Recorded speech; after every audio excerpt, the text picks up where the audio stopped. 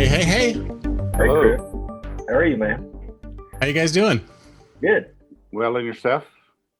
Good. Well, this is the first time I've ever done a multi-party Zoom, so hopefully it works well. So It always you guys does. are doing well. Sorry for the slight delay, but you know what it's like getting back-to-back Zoom calls all day long. So Well, it was 1 minute, so don't let it happen again. okay, I'll make sure of it. Okay. So who would like to talk about? You guys want to go individually, or you want to speak together about like who you are, your organization, and what you guys are passionate about? Well, I guess I'll start off. I'm Rod Palmer. This other's Mike Clark, and we own Dwell at Home. And you know, if you've had a senior, a parent or a grandparent that's had to have care, you know that the whole system just sucks. You know, it's bulky. It's hard to get care. It's hard to get good care. And my mother's 90 now. Mike's mother's older, and we saw a big need. So we sold our businesses, and I sold my home and farm, and I moved to Birmingham, Alabama, which was about an hour away. And we started this journey to learn what we needed to do to help seniors. And, you know, the devices that we carry in our pockets have changed everything in our life, from how we buy groceries to how we catch a ride. So why not senior care? Senior care was created during the 80s when people started mysteriously dying when their insurance ran out in nursing homes, if you remember that. So, and it hadn't really Strange coincidence, right? Had nothing to do. Nothing had to do with anything else. Oh no. So it hasn't changed a lot. So we wanted to create something like with the personalization like Match.com, but with the convenience of Uber or Shipt or whatever. Yep. So Mike, you go to the next step. Go ahead, Chris. He interrupted you. So No. Well, we wanted a better way for seniors and caregivers to find each other. The best caregivers in the country are independent caregivers. You know, when you hire agency to sit for your parents, they're employing $9 an hour people and charging you $22.50 for them. But with independent caregivers, you're getting a better fit. We've done several jobs around town that they had an agency and they tried us, and the caregivers are making on average $5 more per hour, and the customers actually paying on average $3 less per hour for that caregiver. They're getting a better caregiver that's matched to their senior, and so the caregiver and the senior are both happy. I mean, we did a job with one where the caregiver liked to knit, and the mother liked to knit, and so the mother was showing her all these new stitches because it was a younger caregiver. Well, Nice. Chris, It is kind of like a Match.com sort of functionality. So give us a little bit of the backstory of how you got into it. So you were mentioning that your mothers were in that sort of situation. Is there anything else that drove you to come up with this idea? That's actually not where the idea came from. Oh, okay. I visit homebound and shut-ins at church that can't get to church anymore, and it's a group called Caregivers. Miss Lily came up on my list, and I went to see her in the nursing home, and she was bedridden. She couldn't speak, but she knew you were there. And so I grow flowers for my wife to have fresh flowers in the kitchen all the time. And so I took her a bouquet of flowers. 3 months later, she was on my roll again. And there's a sign-in sheet on the door that everybody has to sign. So the only people that had been to visit her were caregivers. Once a month, she had a visitor. And that's just not right in any way. Yeah. And I'm with you. she deserved better than that.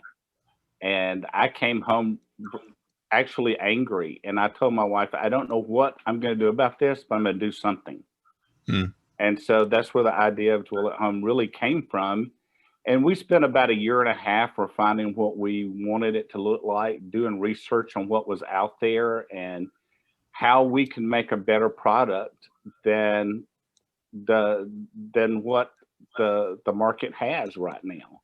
And we think that we've come up with that. When Mike says a year and a half research, a little bit of our background, Chris. I was a home builder / hydroponics farmer. Mike was an auto engineer. We didn't know anything about technical stuff, but we knew we had to learn. It was that urgent to us to get this product out. Fantastic. So we read, we interviewed, we talked, and stuff started falling into place. We spent, what, Mike, a year and a half really just trying to find out what we needed. We interviewed, we're both 60, so we interviewed people our age that had parents, you know, what could be better about your in-home senior care? And we let the population sort of define what we wanted to do. Instead of us throwing out a product, oh, this is better than what you've got, we let real customers tell us what they needed. And then we went in, we interviewed development companies all over we're in Birmingham, Alabama, so all over the Southeast, and we found one that we love that's been just wonderful for us. And we got our MVP out, and then we tested it for a long time because we wanted customers to say, I like this, I don't like this. This shouldn't be here, you know, you need this shortcut. So then we got it out and we launched to the caregivers to start signing up. And we thought we'd have 10 a month. But what we saw was we got 80 the first month. And the people we were getting, we were expecting somebody looking for a side hustle. But what we were getting was caregivers that's been giving care for 10, 20, 30 years. And these people, they're independent because they're good at it and they love what they do. And like Mike told a little bit about the story, we were both raised to take care of older people. We had grandparents that we loved, but we were, you know, my parents and his parents both made us get out and go mow their yards or go help the older people that couldn't do things, you know, and have that respect for them. And something we loved was the stories that they told. And they have such big history and wisdom that, you know, we don't have.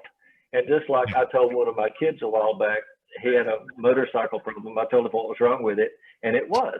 I said, you know, wisdom isn't something that just floats down from the sky. At our age, you've just been through some crap, and you know how to fix it, you know? Yeah.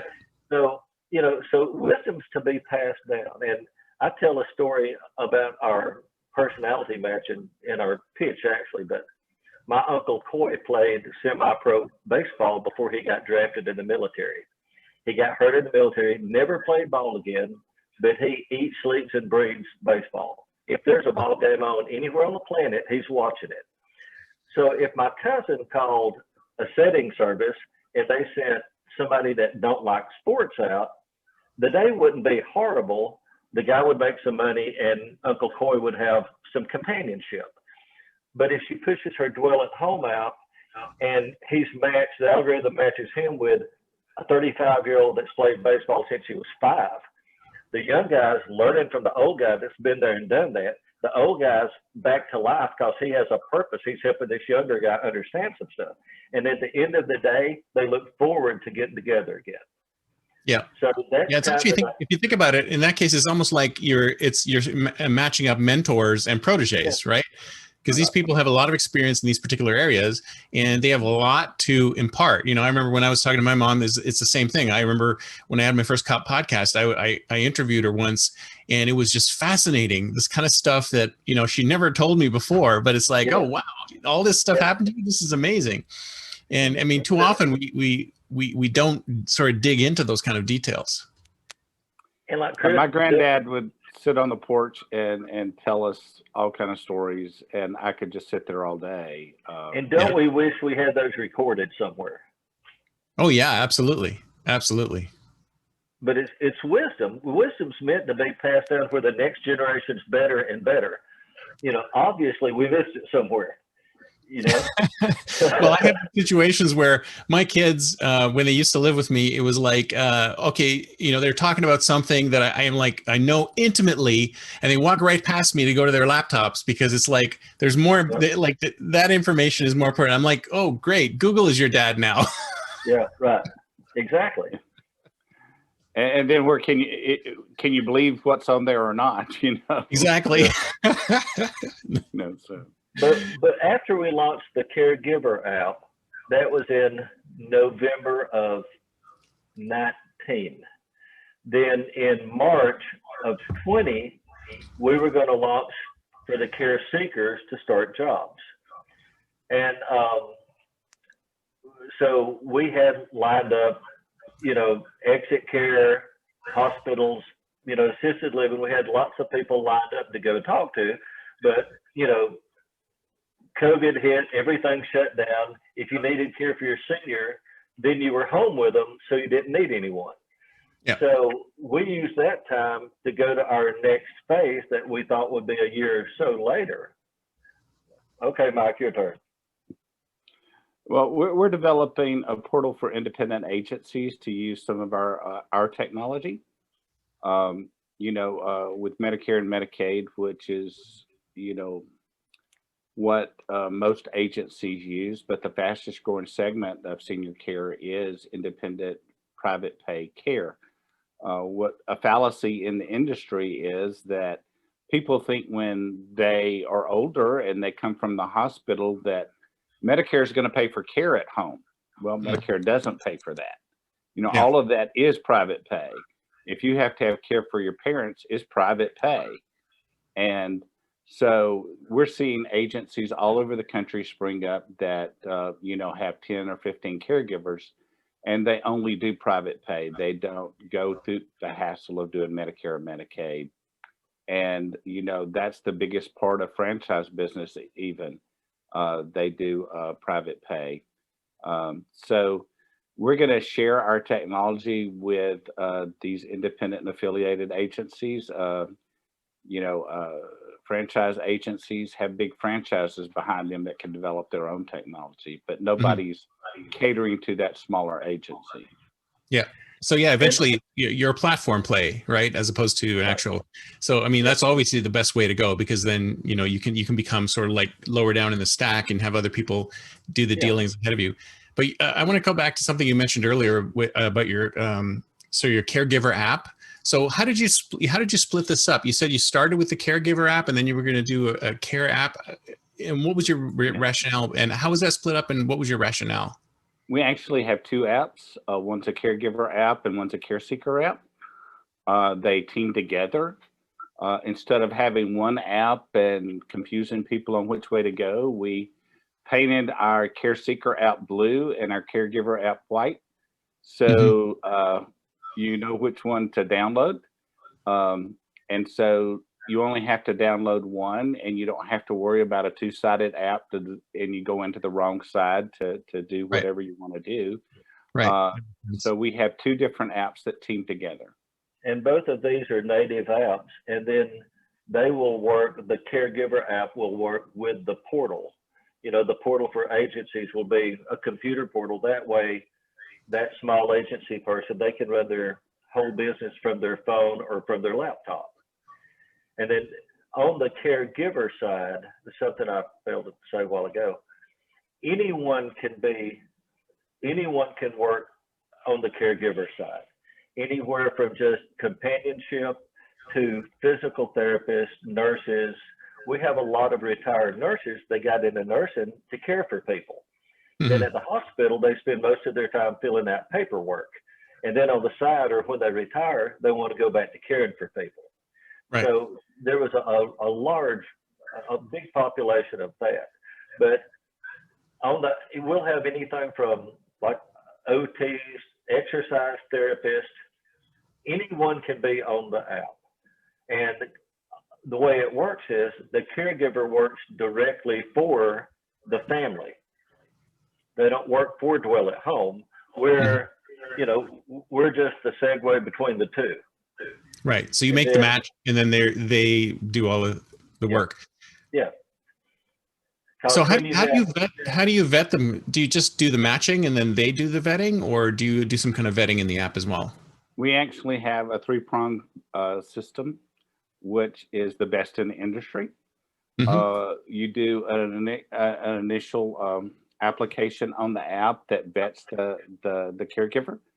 Also, we use ESS, a third-party vetting system. Hmm. They're the second largest in the country. They're actually based here in Birmingham, Alabama. And we got to do an a la carte background check on those. So we got to choose the things that they checked for instead of it just being the 1995 what everybody else gets. Right. We got to choose what we wanted people checked for. And also our 5-star rating system. You know, you go buy a pair of socks on the internet and you see 10,000 5-star ratings. You don't read the ratings, you just buy the socks. yeah. That's right. You know, So we thought it would be the same thing with caregivers, because a lot of caregivers might be really qualified, but they might not be nice people to old people. Right. So Right. as the families rate them, and as we get moving along, that will be huge. But with the portal, like if a small agency has 20 caregivers and all those caregivers are busy that day, they can pull caregivers from the app, just like an individual could do. And that way, if they're based out of Birmingham and they've got a client that's needing them in another city, all they have to do is pull caregivers from that city. Right. So I'm trying to figure out how this works independently, because I mean, you're creating a marketplace, right? So the caregivers on one side, you get the I forget what you call the other side, seekers. but this care seeker. So you created the Caregivers app and you launched the Caregivers app on its own, and then so how did they use that app on its own? They didn't. We just wanted to onboard some folks so that when we started, like Rod said, you know, we didn't anticipate such a high influx of people. We thought it was going to be gradual. Well, within 2 weeks, we had 80 caregivers on the app. Nice. And see, we wanted to individually talk to these people and say, this is new and this is the approach that we're taking. And then we'll be launching the Care Seeker app in a couple of months, and you get to see jobs come on the platform. And we wanted to educate them some about the process before it happened, so that we would have less brick walls to tear down. Yeah. Well, there was obviously a demand if you're going to get so many people. So I'm curious, how did you advertise it? I mean, was it just word of mouth, or how did it, like, once you put the app up there, how did people find out about it? Social media. Yeah. That's really? the only way we advertised it on advertise. social media and people signed up? Yes. Yeah. And Cool. targeting, direct targeting to people that need someone, if they've searched for anything that has to do with seniors, then we can target them. I mean, and we work with a marketing company that's some friends here in Birmingham, and so we can target people that's looking for something that seniors use, or or help for them. So when you first came up with the concept, how long before you actually had to pay somebody to write code for you? About 18 months, actually. So it took you 18 months to formulate the idea, and then actually, we wanted to learn how to start a tech company. The companies that I'd started were all brick and mortar companies. Right. Rod had started retail. Housing type projects. He built houses. He also was literal brick and mortar. Literal brick and mortar. Literal brick. And he's a brick mason too, so really literal brick and mortar. But we didn't want to have surprises, even though we have had surprises. We wanted to have some knowledge of what a tech company looked like before we ever went out and started interviewing companies to write code for us. We also wanted to do all of our branding up front and get our logo done. So that's the way we approached it. Don't know if it was the right way or the wrong way. It's worked so far. It's working. So when you started this, sorry, go ahead. No, go ahead, Chris. No, so it sounds like that you did a lot of sort of educating yourselves on the marketplace and the actual how the development would actually work before you even went out there and look for something. I know a lot of other startup founders don't do that stuff like that. They're just like, I have an idea, I'm going to call up one of these call up a developer friend of mine, and they're just going to crank it out and get it out on the marketplace. But it sounds like what you did is the right way of doing it. I mean, can you tell me a little bit about some of the challenges you've had? Well, the biggest challenge is starting. You know, we started, and whether it was right or wrong, our development company seemed to love it. We did it the old engineering way. We drew every app face on a whiteboard and what the function of that app face was supposed to do. We Love had it all work. All they had to do was enter code. Yeah. Because we had it all figured out before we ever hired that development company. But you know, everything that we've ever done before is you know, been a paper business. You know, I've started 5 different engineering companies, and so everything from environmental to quality control. So all of those were people type businesses. This is not a people type business, even though it is at the end. Yeah. We don't have a big office with 300 employees. Yeah. Well, you don't need a big office with 300 employees anymore. No, right? you don't. We don't. Yeah. Do you need an office period anymore? It's pretty Yeah. much the question. You just need to meet at Denny's down the road every once in a while and have breakfast to talk in person. Exactly. Right? Exactly. Yeah. And nowadays you don't even need to meet. You can just do No. everything online. So it's And but when we started, we had sold most everything we had. You know, I sold my home, I raised my kids in, and we sold our businesses and farm and all that. And we had limited resources, and we didn't have room for screw ups. And if we had it, if we were starting today, yeah, we could save a ton of money because we know what to do.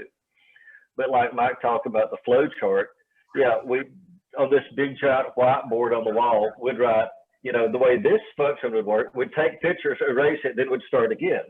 And we were sending all this stuff to development. They said, like you said, most people just have an idea, but a lot of it is at our age, we've had a lot of businesses and we've started them, and some of them work, some of them don't. So you know that you have to know from the beginning how you're going to work to the end. And if you know that, it's, you know, you have to figure out the steps along the way, but you know what those steps are. And you know, the way we did it, right or wrong, it helped with development because I said most people just come, hey, we've got this business. Well, it's not really a business, it's a happy thought. It's an idea that they think will work and they've got a bunch of money to throw at it. So we're still 100% self-funded. You know, we're reaching out right now for some investment, but we're over the hump. We've got a great deal of stuff done, a lot of development. You know, both apps are great. The portal, we've got a pretty good start on that. So the software is built, and right now you're just marketing it. Are you? So what's the business model behind it? How are you going to monetize it? Well, we do a 25% upcharge on what the caregiver charges.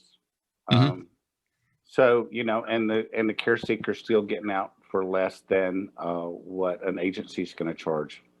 But we wanted to do our local area here before we went to the other states. We're going to hopefully, the reason we are seeking funding now is to be nationwide. We want it to be in every city and every state. We think that everybody should have this opportunity. Independent caregivers, you know, they rely on word of mouth to find their next gig. Well, this is a way for them to find their next gig without word of mouth. And we utilize a third-party pay system since they work directly for the care seeker. So it's just like they're making cash, like a lot of independent caregivers. You know, some of them do turn in their the amount of cash that they make, but I would say the majority of them don't turn in all of it. Right. And so they're still getting cash for their job. Yep. And, uh, it's actually a really good scenario for the independent caregiver because they could never be without a job, or if they needed to pick up an extra shift on the weekend or at nights or something like that, they're able to do that. Right. And if an agency on the portal, pulls them off the app to use for a job, they're still independent. They're Mhm. working through that agency, and then the agency can pull their percentage off. We get hours, and then the caregiver still, the money still shows up in their bank account. So, because you're talking about senior care, any kind of care, wellness, do you have regulatory issues that you had to deal with as well? Or, I mean, I'm not sure what it's like in Alabama, but in other states may have sort of more of a highly regulated environment that you may not be able to do what you're doing in those places, or will this work nationwide? Actually, this will work in all 50 states. Okay. Because we're not a registered agency. We're not considered an agency. We're Match.com, as Rod said earlier. We do think that it's important for us to offer this vetting service for the caregiver because you want to make sure that the person coming into your home is not an axe murderer, of Right. course. So, At minimum. at minimum. But there are no guarantees out there. Yeah. What we're doing, if Match.com can do it in all 50 states, so can we. It's basically the same type of service. And also we have to really be careful. This is not home health care. This is home care. This is senior home care. Health care is what's ordered by a physician. So if it's private pay, it's not health care. If you're wanting a sitter for your parents or 24/7 care for your parents, it's not health care. Health care is only ordered by a physician and visiting nurse provides that. Right. So anything other than that is just home care. So you don't have to worry about situations where it just doesn't work out or it was a bad experience. I mean, that's just a rating thing. You don't have to worry about getting sued because, hey, you put me together with so-and-so and Well, he's in the car or whatever. Everybody's going to be sued eventually. I get it because we live in a country that's the easiest thing to do, right? Yeah. But we do carry technical liability insurance, just like any tech company does. Right. But we want the experience to be good for the senior. We want the senior to be taken care of. And we're going to do everything we can to make sure that is a good experience for the senior, because too often the caregiver from an agency, or, you get bad caregivers anywhere, but a caregiver comes in and sits on the sofa on their phone and has no interaction with the senior. Ignores the senior. Yeah. And let me tell you, the best experiences of my life are with elder people. It's just some of the best experience. I mean, I loved playing with my kids growing up. I got out in the yard and played with them constantly. But some of my best experiences, my most memorable times, are with seniors and them telling me the way things used to be, or what they had to do growing up, and just stuff like that. It's just really rewarding to see that excitement in a senior. And the reason we have an increase in depression and cognitive issues with seniors is because of isolation. It's not because their brain is declining. It's just not being used. They're bored. Exactly. And so if we could just have a little interaction with them that got them to feeling better about who they are. We just finished a blog about, the best thing you can do for your parent is to put them in the parenting role again. So when you spend time with them, put them in that parenting role. Ask them the question like Rod's son did to him. The motorcycle just quit on me, Dad. Yeah. Ask them those type questions. have that interaction with a senior, and let me tell you, you're just going to see their eyes light up. Mm. I know, I've seen that, and you know, that's just so rewarding to see the seniors just relive that parenting experience again. I love that. You're giving me an idea for a new podcast, man. I gotta Okay. All right. like interviews with with people just like that and asking exactly those kind of questions, because there's so much of that information that's just not imparted. I mean, that's phenomenal. I'll expect Cool. a check in the mail. Okay. So do you ever have to worry about losing people to like full-time employment with somebody, where you go, this person's hooked up with me 3 or 4 times, but I want to just talk to him outside the marketplace? Is that ever going to be an issue for you You're guys? always going to have that. Always. Yeah. That, I mean, every online connection type business is going to have that. Yeah. Uber drivers, if you got to go to the airport every Sunday. I mean, I have a friend that flies out every Sunday and flies home every Friday. He just calls the guy now. Yeah, exactly. He doesn't go through Uber anymore. Everybody accepts the terms and conditions, but they might not necessarily go by them. Right. Yeah. And if the senior is cared for and they find that connection, I'm just happy that they did. But many of the people, though, whoever the caregiver is, if it's a child, an adult child, they don't want to have to try to do the scheduling on paper. They don't want to have to try to pay everybody every week. They just want it to be easier. Most things in life are really simple now. So they just want it to be simple, like everything else. And they could save a few bucks by, going around the platform. Most of them don't. Mm-hmm. So tell me a little bit about.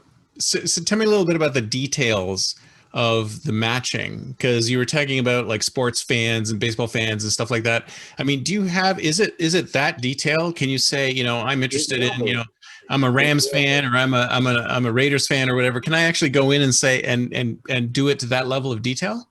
Well, first of all, Chris, it's Alabama and Auburn here. But the way it is now, it's, do you like exercise, or are you a foodie, or is it that kind of things? Do you like pets? On and on. It's real basic questions. But when we get going further and the algorithm starts building, it's like I always say with pets, it could be a puppy or a python. Everybody don't like both, but they are both pets. Yeah. So it will get more defined. And that way, like Mike said, if somebody likes knitting and the senior likes knitting, that gives them a common ground. Because you don't want a quilter and a knitter together, because that ain't going to work. Yeah. When this was just an idea, someone at Mike's church called and said, my mother's been in the hospital. I've been there for 4 days. I can't go any further. I have to have help. Are y'all running yet? No. I said, I'll do it. So I went to, she was at the nursing home. She was back at the nursing home. So I showed up at the nursing home, and the daughter met me at the door, and she said, they're putting mother in an ambulance now to go back to the hospital. I said, oh, well, I hope she does well. She said, no. I want you to go to the hospital. I literally can't make it another night. Okay. Mm-hmm. So I went to the hospital, and when they got the lady in the room and all, I was there, and I was just sitting there, and she said, are you just going to sit there? I'm like, well, what do you, I said, why? She said, well, are you a doctor? I said, no, I'm a friend of your daughter's. And so we got to talking, but beforehand, I asked her daughter, I said, what does she like? Well, she loves Nick Saban and Alabama football. She loves bowling, and she played bridge. So I said, yeah, your daughter said you like to bowl. That's all I said. And she dove off into these stories about bowling. She didn't just like to bowl. She went all over up the Eastern Seaboard playing tournaments. And she told them who was on her team, where they stayed, what they ate, where the other teams were from. She talked an hour nonstop about bowling. Don't get me wrong, I don't know nothing about bowling, but I listened and I asked questions, and it made her day better. I did the same thing about Alabama football and about bridge. And once again, she would spend an hour talking, you know, on and on, because they have this inside of them, and they just want somebody to listen and ask questions. And it's not that hard to do. You know, I don't know anything about bowling, but I got educated that night. Yeah. Yeah. And I think it's important that it has to be face to face, right? Because there's all these people who are saying, oh, we'll just do an app, or they just go on chat or whatever. And that doesn't cut it. And I don't think it doesn't cut it for anybody. I mean, people say that, oh, you can get therapy over apps and stuff like that, but you absolutely need the face to face interaction. That's exactly right. You need the closest. You need to touch a human, you know, and at their age, that closeness and that, you know, much of the time, you know, somebody that's 85, they fall and break a hip, they put them in a nursing home, they die 2 weeks later. Yeah, it's because they lost their life, they lost their home, they lost the people that they were with, and it's just broken heart, loneliness, whatever you want to call it. Yeah. So, well, their whole life is over, really, basically. I mean, this is what happened to my mom. I mean, my mom, she would actually say things like, if I ever had, like, she would look at people in wheelchairs and she'd say, if that ever happened to me, I'd be gone. So, and that happened to her because basically she had an issue and she lost the ability to walk. And 2 weeks later, that was it. It was almost like, you know, she said to it, that was in her mind, that if I didn't have this anymore, I'm out of here. And that's basically what happened. And, you know, she didn't have anything. I mean, it was almost like that was the trigger that took her the rest of the way. So, and it's the same thing with this kind of thing. Because if you think about it, your life is basically gone. That's a key pillar holding you up. And when that pillar is gone, then, you know, it may as well go the rest of the way. So that I think that it's key that interaction happens. And I love the fact that your app is doing that and it's working in that way. I think it's much more important than, you know, making $1 billion or having a unicorn is having these people with the companionship that they need. Right. Yeah. Well, you know, statistically on what you just said, Chris, is 1 in 3 seniors that have a traumatic impact on their life die within 6 months. Mm-hmm. And that's a third. Yeah. You know, you know, we need to interact in that situation. You know, if the caregiver can build a relationship with that senior during that time, and that senior can feel like they have a purpose again during that 6-month period, they can beat it. They can become who they used to be. Right. But, you know, they get down, and the only people that are talking to them are physical therapists and nurses and doctors. Yeah. Yeah. You know, that's not interactive conversation. That's just the unfortunate telling part them is what they in have a lot to of do. cases they do have family. It's just the family's not there. And I think that's the worst part, really. It's like if you do have somebody and they're not there, but I'm sure I'm thinking of it as well. Yeah. Guess how many miles away the average adult child lives from his parents today?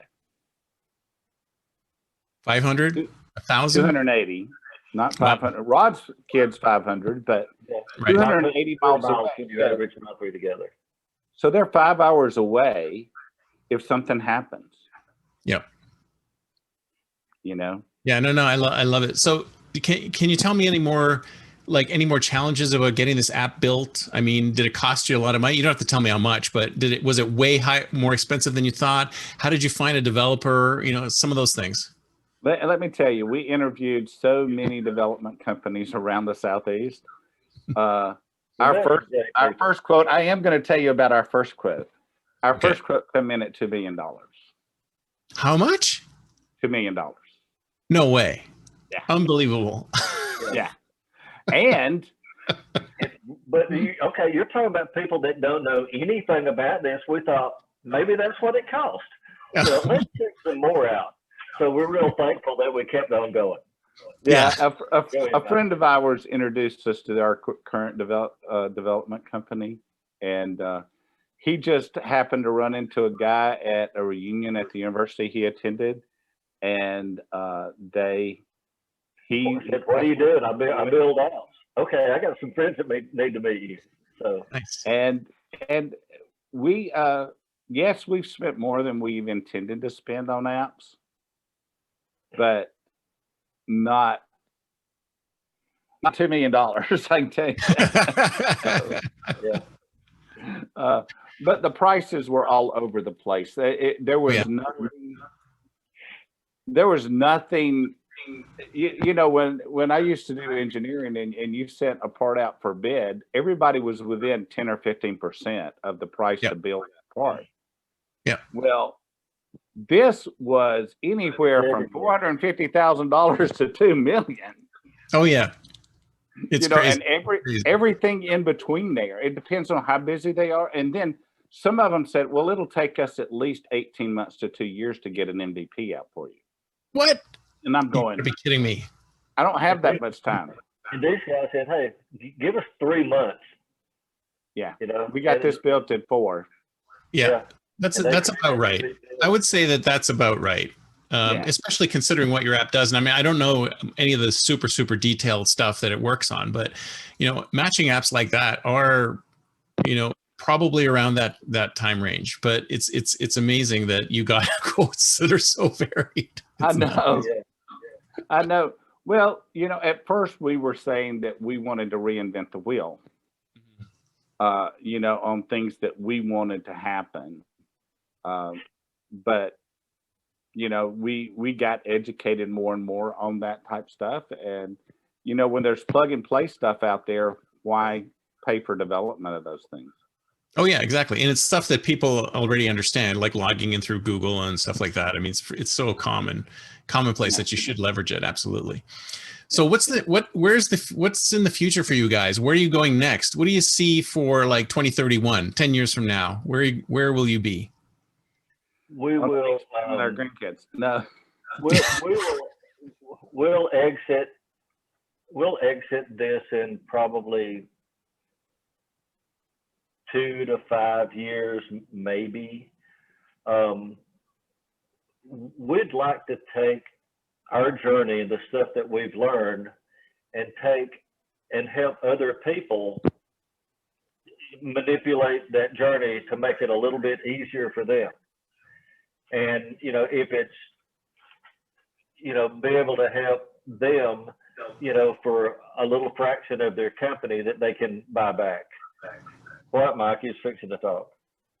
Well, we have found in this journey that the first investment company, there are a lot of people willing to give you an opinion out there. A whole lot of people telling you what you should do. But there are very few that's willing to invest that time into helping you do it. Right. And that's what we want to do. We want to help hardworking people that are not just on a whim and I have an idea, here, go fix it for me. If they're willing to put in the work, we want to be able to sponsor that product. And there's a few things in the senior space we want to do to help seniors still. Yeah, we want to always be in that space. And we have other ideas, but we have to stay focused on this one right now. Well, yeah. Are those like add-ons to this, or are they completely separate? They're ideas? completely separate entities. The only add-on we wanted to do was the small agency add-on, so that they could share technology that their competition has, the big franchises have. That way, we're helping that. the caregiver, but plus we're helping all of these smaller agencies to be able to compete. Instead of them doing back office work and spending most of their time, getting the jobs out and paying all that, they can get back in a home taking care of a senior, and they can be running their business off their phone or their laptop. And just to make it easier on them, because most of these small agency people, they just have a big heart for seniors. And that's why they do it, of course. Right. Fantastic. Fantastic. Well, I love the app. I love the concept. I love everything about this thing. And so if somebody wants to sort of get involved with you guys, what's the best way for them to get in touch with you? Just go to contact on our website, dwellethome.com. And all of our information is there. You can contact us that way. There's a phone number there. You can call us if you want. So old school, use the phone. Use the phone. There we go. We will actually answer it if we're not. Nobody does that anymore, right? Like text or chat or whatever, but nobody ever uses the phone anymore. I can't remember the last time I picked up my phone. It wasn't spam, right? Yeah. Your car warranty has expired. Car warranty, house warranty. There's always some warranty expiring, right? That's right. That's right. Yeah. But they can go to dwellethome.com. I have fun with them. Mike hates those calls. I love them. I mean, I'll talk to them. And hold on a minute. I mean, I'll keep them on the phone sometimes 15 minutes just while I'm working. You know, I'll just answer a question wrong and lay it back down, or just say something just real off the air. You know, but yeah, I have fun with them. Their life sucks. You know, they're making people miserable all day, so I want them to have a little fun. That's true. That's true. I actually, on my one of my first jobs out of school was doing that. I think I lasted like half a day, like making those phone calls. It's a terrible, terrible gig, but you know, you got to start somewhere, right? Yeah. You go to Stanford? I'm going to Stanford now. I'm taking the executive MBA program. Okay. But I don't actually have a degree, so it's fun. Okay. Rod doesn't either. Yeah. Except in life. Mike's got a lot of degrees. Yeah. I dropped out. It was the 70s we were supposed to, right? Yeah. Well, I mean, nowadays, you don't, like, what kind of education do you need? You don't need a 4-year degree. I mean, you can just take a coding boot camp and, you know, you're making $100,000 working at Google, but who knows how good that code is. Anyway, that's right. This has been fantastic. Thank you so much. I'll put all your contact information and bios in the show notes. So if anybody wants to get in touch with you, and I love the concept, and you guys have driven me. I'm going to definitely do that podcast talking to seniors, because I think that's a fantastic idea. It is an awesome idea. And anytime, Chris, you just give us a call and give us a shout out, and we'll be glad to help do whatever you need to do. I'll probably reach out to you guys to connect me with some people who could be the initial guests on the show, because I would love to. I would love to hear some stories. I got to figure out how to structure this thing, but I think I got to do it. Thank you so much for the idea, guys. You know, you can call it on Grandma's porch or something like that. So. Oh, I love it. Yeah. Boy, I'm really giving away all this good stuff, right? Hey, you're giving away the secrets, man. Thank you for having us send you a check for sure. Yeah. Yeah. Sorry, Rod, I didn't catch that. What? He didn't hear you, bud. Oh, I said thank you for having us on. I really did enjoy it. Oh, absolutely, absolutely. So did I. Thank you so much, guys. Talk to you later. Yeah, have a good one. Chris. Bye. Bye.